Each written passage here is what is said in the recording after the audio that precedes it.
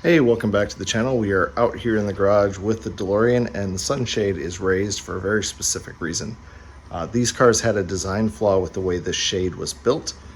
They tended to get flimsy, and over time they would crack, which mine did, and then it was repaired poorly by the previous owner.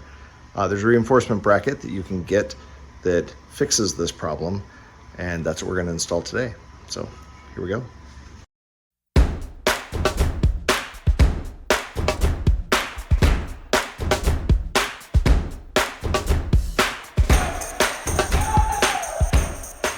The rear sunshade on this car is one of the kind of iconic things about it. It really kind of fills in this design.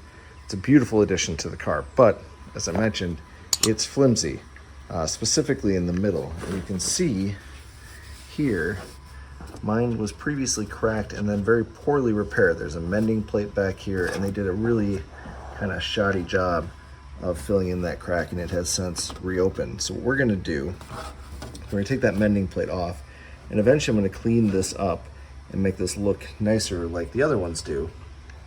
But in order to do that and have it stay intact, we need to reinforce the shade itself. So they sell, a couple different manufacturers make it, a kind of an additional reinforcement that runs along this spine. The specific one that I'm going to be working with is sold by DeLorean Houston. It's this kind of thick chunk of aluminum here. I think it's aluminum. And it has this DMC logo kind of engraved in it. You'll note there's a little gap in the bottom of the D, because what that allows is when this is installed, it'll sit about like that, and you can actually hook your engine covers clip directly into that instead of using the kind of flimsy engine cover support that came on this car initially. So it's sort of a 2-for-1. I get to have a fixed setup, and we get a better mounting spot. So looking at this and how this is built, there is a side that is recessed where your screws are going to go. There's a side that's flat, that's going to go up against the car, and then there are bolts that go from the other side. So it's going to go on this side, about like that. And again, I'm going to have to deal with these little mending plates that were put in by the previous owner first. So I'm going to get those removed and clean that area up as much as possible. And then really it's a pretty straightforward install. We're going to clamp this in place and then drill the holes for these screws, and they give you mounting hardware, and then it's just really thread them in, tighten them from the other side. This is about as easy as it comes from an install standpoint, once you get over the anxiety of drilling into your car. So I'll get the mending plates off, we'll check back.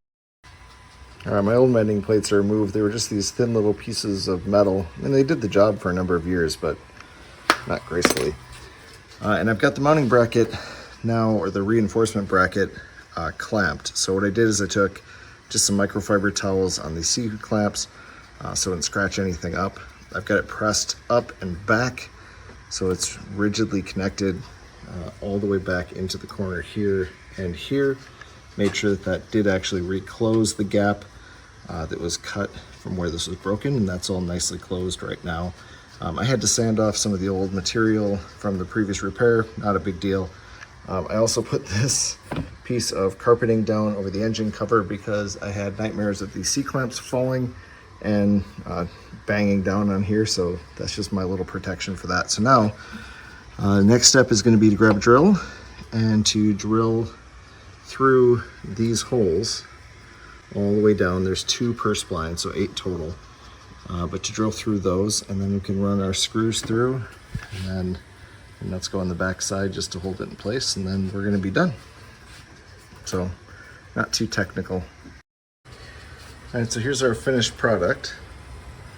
And fun fact, in doing this I found out that my sunshade was actually cracked in 2 different places.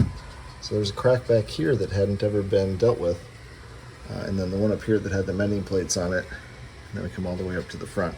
So I'll have a little bit of work to do just to clean those up, kind of in time, but this will repair the sunshade and make it so that it's at least more stable. It goes up and down a lot smoother now. It doesn't like wobble like it used to, so that's really nice. And then the additional part of being able to lift and hook this in here, you have to kind of push it up a little bit.